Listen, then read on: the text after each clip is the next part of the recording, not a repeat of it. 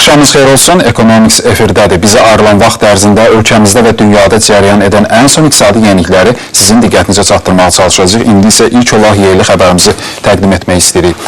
Azərbaycan qazını Avropa bazarına TAP boru kəməri daşıyacaq layihə Nabucco West üzərində qələbə qazanıb. Son qərar Şahdəniz Konsorsiumunun sabah Bakıda keçiriləcək toplantısında veriləcək. Şahdəniz Konsorsiumunun kollegial iclasında qazın Avropa bazarına transadriatik qaz kəməri TAP vasitəsilə nəqli barədə qərar qəbul olunub. Nabucco West layihəsi artıq məğlubiyyətini etiraf edib.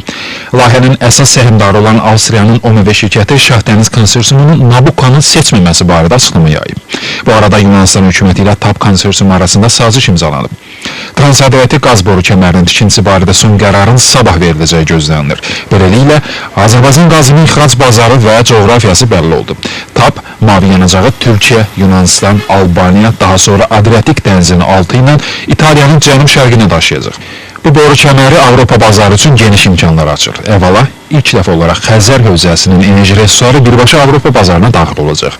Eyni zamanda TAP, Cənub dəhlizi layihəsinin reallaşması üçün ilkin mərhələ hesab olunur. Nəhayət, Avropanın alternativ enerji mənbələri məlum olur. Yunanistanın Maliyyə Naziri Yannis Turnaras bildirib ki, TAP-ın reallaşdırılması, yeni şehirlərin açılması, sərmayələrin cəlb olunması və ölkənin regionda tranzit ölkə kimi nüfuzunun artması baxımından önəmlidir. Onun sözlərinə görə layihənin Yunanistandan keçən hissəsindən 1,5 milyard avro vəsait ayrılacaq. TAP ilkin olaraq il ərzində 10 milyard kubmetr şahdəniz qazını Avropa bazarına çıxaracaq. Daha sonra bu nəql imkanı 20 milyard kubmetrədək artırılacaq. OMV şirkəti bəyan edib ki, Nabucco layihəsi heç də rəqbindən aşağı səviyyəli olmayıb. Buna görə də Avropaya qaz daşıması üçün axtarışları davam etdirəcək. Ekspertlər hesab edir ki, bunun üçün imkanlar var. Çünki 2020-ci ildən sonra Xəzərin Azərbaycan sektorunda yeni ən azı 4-5 qaz kondensat yatağı işlənib istismara veriləcək. TAP bu qazı Avropaya tək daşımaq imkanında deyil. Bu məqsədlə yeni Avropa marşrutlarının reallaşdırmasına ehtiyac yarana bilər. Rasim Şərifov, Lider TV. Türkiyənin Qars şəhərində Bakı Tbilisi Qars layihəsinin həyata keçirilməsi üzrə Nazirlər Görüşünün 6-cı iclası öz işinə başlayıb. Nəqliyyat Nazirliyindən bildiriblər ki, üçtərəfli görüşdə layihənin icra vəziyyəti, yaranmış problemlərin müzakirə olunması, razılaşdırılmış qərarların qəbul edilməsi nəzərdə tutulub. Gürcüstanda aparılan tikinti işlərinin gedişatı, dəmir yol infrastrukturunun genişləndirilməsi istiqamətində aparılan işlər görüşün əsas müzakirə mövzusu olacaq. Azərbaycanla Vyetnam arasında ticarət dövriyyəsi 29 milyon dollar həcmindədir, lakin bu tərəflərin potensialını əks etdirmir. Bu barədə ölkəmizdə səfərdə olan Vyetnam parlamentinin sədr müavini Orang Çuldunun başçılıq etdiyi nümayəndə heyət üzvlərinin Milli Məclisin Beynəlxalq Münasibətlər və Parlamentlər arası Əlaqələr Komitəsinin üzvləri ilə görüşü zamanı məlumat verib. Görüşdə enerji, kənd təsərrüfatı və turizm sahələrində əməkdaşlığın dərinləşdirilməsi üçün böyük potensialın olduğu vurğulanıb. 2013-cü ilin yanvar-may aylarında Azərbaycanın avtomobil nəqliyyatı vasitəsilə 47 milyon ton yük, 583 milyon sərnişin daşıyıb. Dövlət Statistika Komitəsinin məlumatına görə yük daşımaların həcmi 6,9, sərnişin daşımanın həcmi 8,3% artıb. Sərnişinlərin 96% avtobuslar vasitəsilə daşınıb. Ötən 5 ay ərzində yük dövriyyəsi 6,9, sərnişin dövriyyəsi isə 9,2% artıb. İndi isə xarici xəbərlərə diqqət yetirək. Amerika Birləşmiş Ştatlar iqtisadiyyatı gözləniləndən daha zəif templə bərpa olunur. Ölkənin Ticarət Nazirliyi ilin birinci rübünə olan göstəriciləri dəyişib. Yanvar-mart aylarında ölkə iqtisadiyyatı cəmi 1,8% artıb. Əvvəlki göstəricilərə görə rəqəm 2,4% olmalı idi. Göstəricilərin pisləşməsinə səbəb istehlakçı xərclərin azalmasıdır.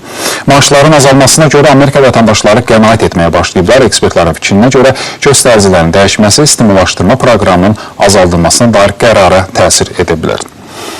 Avrozon ölkələri dövlət borclarını azaltmaq üçün vergilərin artırması siyasətini dayandırmalı və iqtisadi artıma nail olmaq üçün investisiyaları cəlb etməlidir. Belə bəyanatla Avropa Mərkəzi Bankının prezidenti Mario Draghi çıxış edib. Bu siyasətlə real iqtisadi artıma nail olmaq mümkün deyil. Vergilərin daha yavaş templə artması əhalinin xərclərini azaltmağa və qənaət etməyə imkan verəcək. Bu isə gələcəkdə iqtisadi artım üçün əsas amildir. Başa düşmək lazımdır ki, maliyyə siyasətinin imkanları məhduddur. İstehsal azdırsa və şirkətlərin rəqabət qabiliyyəti azalıbsa, Mərkəzi Bank bunu düzəldə bilməz. Avropa İttifaqının ölkələrinin maliyyə nazirləri problemli bankların yenidən qurma və ya ləğvinə dair razılaşma əldə ediblər. 100 min avronu ötən əmanətçilərin vəsaitləri kreditor və əmanətçilər sayəsində xilas olunacaq. Vergi ödəyicilərin vəsaitlərindən istifadə olunmayacaq, ancaq bundan sonra hökumətlər müdaxilə edə biləcəklər. Dövlətlər xilas etmə proqramı üçün xüsusi fondlardan istifadə edə biləcəklər. Lakin bu fondların vəsaitləri də məhdudlaşdırılıb. Avropa Komissiyası inanır ki, bu razılaşma Kiprdə baş verən ssenarinin təkrarlanmasına imkan verməyəcək. Qızılın qiyməti son 3 ilin minimumuna enib. 2013-cü ilin əvvəlindən sarı metal qiymətdən 40%, aprel ayından bu yana isə 20% itirib. Gümüş də eyni dinamika nümayiş etdirib. Ucuzlaşmaya əsas səbəb kimi Federal Ehtiyatlar Sistemi rəhbəri Ben Bernanke'nin bəyanatı göstərilir. Enmə templərinə görə bu 1920-ci ildən bəri ən pis göstəricidir. 2013-cü ilin sonuna kimi stimullaşdırma proqramının azaldılacağı ilə bağlı Federal Ehtiyatlar Sistemi bəyanatı qızılın qiymətinə ən çox təsir edən amil hesab edilir. Bəzi analitiklərin fikrincə yaxın gələcəkdə sarı metal $1000 kimi ucuzlaşa bilər. Mənim fikrimcə kritik rəqəm $1500 olub. Və bu göstərici bir neçə həftə əvvəl qeydə alınıb. Bundan sonra qiymətlər daha tez enməyə başlayıb. Qiymətə ən çox təsir edən isə Ben Bernanke'nin çıxışı olub. ABŞ-ın Ticarət Nazirliyinin məlumatına görə daşınmaz əmlak satışı və istehlakçı inamı analitiklərin proqnozlarından da yaxşı göstəricilər nümayiş etdirib. Bu da qızılın qiymətinin düşməsinə səbəb olub. Sarı metalın ucuzlaşmasına təsir edən digər səbəb bankların qiymət proqnozlarıdır. Credit Suisse bankı qızılın qiymətinə olan proqnozunu $1580'dan $1400 indirib.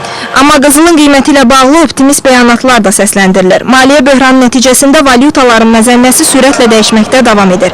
Bu səbəbdən bəzi ekspertlər hesab edir ki, qiymətli metalların qiyməti artmaqda davam edəcək. Dünyanın böyük ölkələri stimullaşdırma proqramlarını həyata keçirməklə valyutaların kursuna müdaxilə etməklə insanların qızıla marağını artırdı. Onlar qiymətli metalları təhlükəsiz hesab edirlər. Lakin ümidləri özünü doğrultmadı. Amma düşünürəm qiymət artımı davam edəcək. Çünki insanlar qızıla inanırlar. Hazırda dünya bazarında qızılın bir unsiyası $1244 satılır. İndi isə qiymətli metallar bazarına diqqət yetirək. Bu arada qiymətli metallar bazarında müsbət dinamika qeydə alınıb. Qızılın bir unsiyasının qiyməti 0,77% artaraq $1236 olub. Gümüş 1%-dən də çox bahalaşıb. İndi bu metalın hər unsiyası $18.73 satılır. Platin və palladium da qiymətini 2%-ə yaxın artırıblar. Mis 0,7%, alüminium 0,45% bahalaşıb. Dünyanın aparıcı fond bazarlarında əsas indekslərin yüksəlişi davam edir. Birləşmiş Ştatların Dow Jones indeksi 0,11, S&P 500 0,13, Nasdaq 100 0,1% dəyərə minib. Avropa birjalarında da müsbət dinamika müşahidə olunur. Böyük Britaniyanın FTSE 100 indeksi 0,44, Almaniyanın DAX indeksi 0,5% yüksəlib. Ən çox dəyərini artıran indeks Nikkei 225 olub. Yaponiyanın bu indeksi 2%-ə yaxın bahalaşıb. Amerika Birləşmiş Ştatlarında xam neft ehtiyatlarının azalması fonunda qara qızılın qiyməti yüksəlib. London birjasında əraza çıxarılan Brent markasında olan qara qızılın qiyməti 0,7% yaxın yüksələrək $102.45 təşkil edib. New York Əmtəyə birjasında keçirilən elektron ticarət əməliyyatlarında Light markasında olan neftin qiyməti isə $95.8 olub. Bu 0,166% bahalaşma deməkdir. Valyuta bazarlarına diqqət yetirək, dünya bazarında vahid valyutanın dollara qarşı məzənnəsi yüksəlib. İndi avro-dollar cütlüyü 1,30-30 səviyyəsindədir. Dollar yen 98,07-yə qalxıb. Funt sterling dollar 1,52-83-ə düşüb. Əsas valyutaların Azərbaycan manatına nisbətdə Mərkəzi Bankın müəyyənləşdirdiyi məzənələr isə belədir.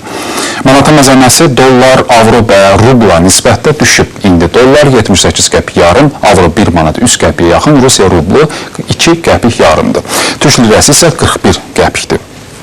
Bugün olan xəbərlərimiz bu qədər. Sabah yenidən görüşmək ümidi ilə sağ olun, sağlıqla qalın.